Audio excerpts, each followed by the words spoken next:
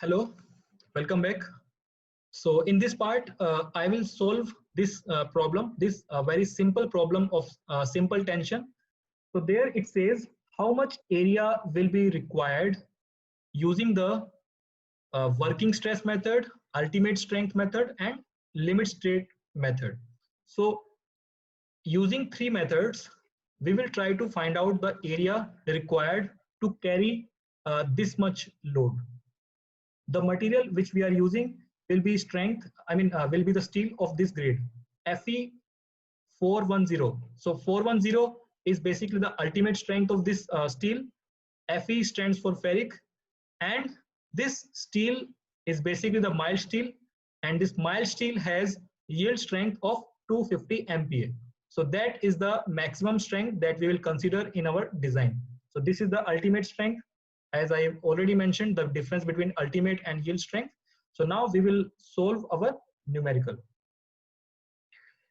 So first we will try to solve, we will try to find out how much area of area of cross section will be required to carry this much load using the working stress method. So as the detail of working stress method is given in IS 2007. So this is the page number 84 and IS 800 2007. So this is the enlarged version here. So there you can see, as we are solving only a simple tension problem, we will have to find out the strength, the permissible or strength of the material.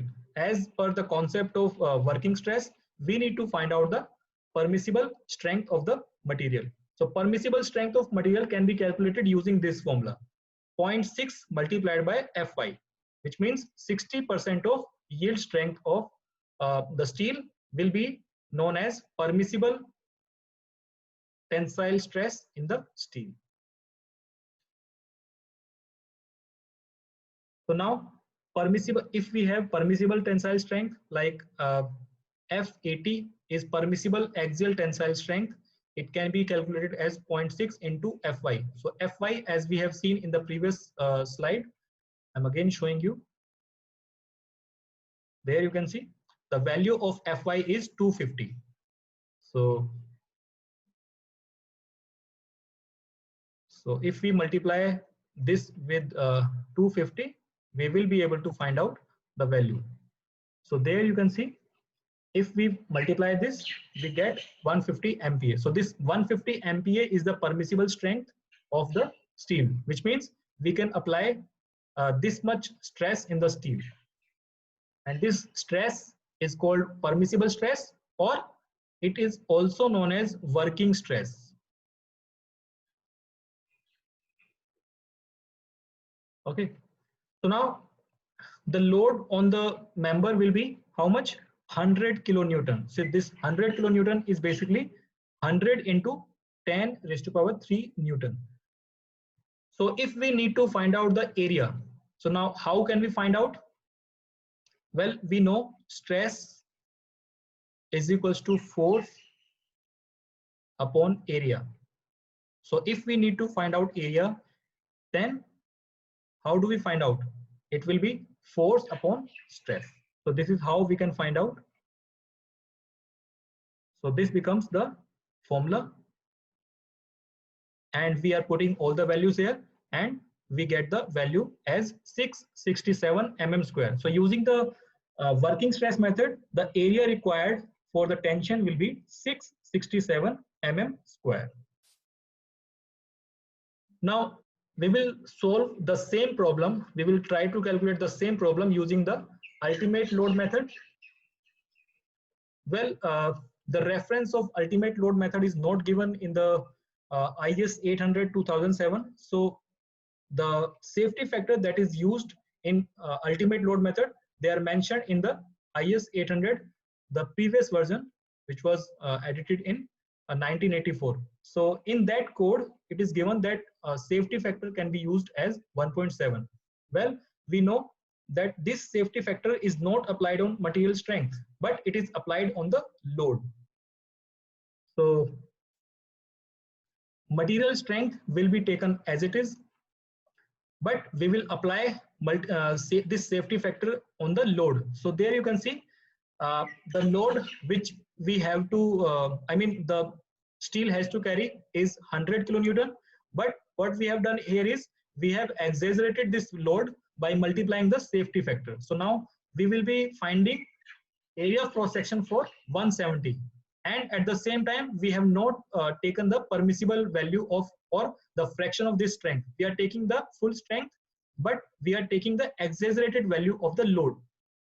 So that is the difference between these two methods. And now we will try to find out the area of cross section. So now area of cross section, here we will find out like TU by FY, and we will be able to find out the area as, there you can see 680 mm square. So like in case of working stress it was 667, and in this case it is 680 mm square.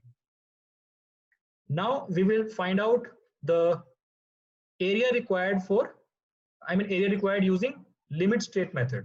Now how do we do that in limit state method? We know in limit state method we use two safety factor, one factor on strength and the other factor on the load. So first of all we are applying the safety factor. So as I have already shown the table 5, you can find out the value of gamma MO. So this gamma MO is for the yielding, and this value is 1.1. So first we are finding the permissible, the design strength. So this is called design strength, while this value this Fy was the characteristic strength. So we find out design strength using the characteristic strength, and design strength is basically the fraction of characteristic strength. Similarly, now we have find out the design strength. Now we need to find out design load. So design load is calculated using the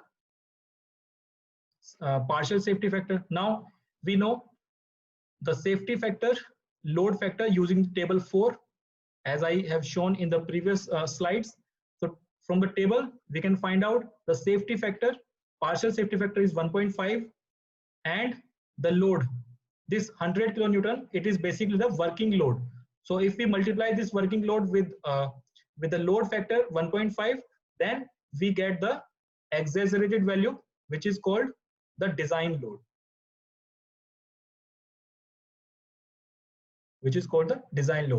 So now you can see we are applying safety factor on strength as well as on load, which means it becomes more rational, and we can give more scientific reasons to them.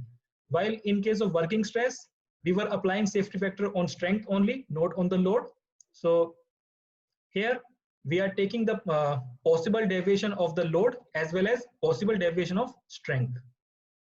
So now if we try to find out the area calculated, then you can see area calculated will be 660. Area calculated is 660. So now if we compare the area calculated using all three methods, then you can see the area calculated by using the limit state method, it is the minimum, and it can take the required load with reasonable capacity. Okay.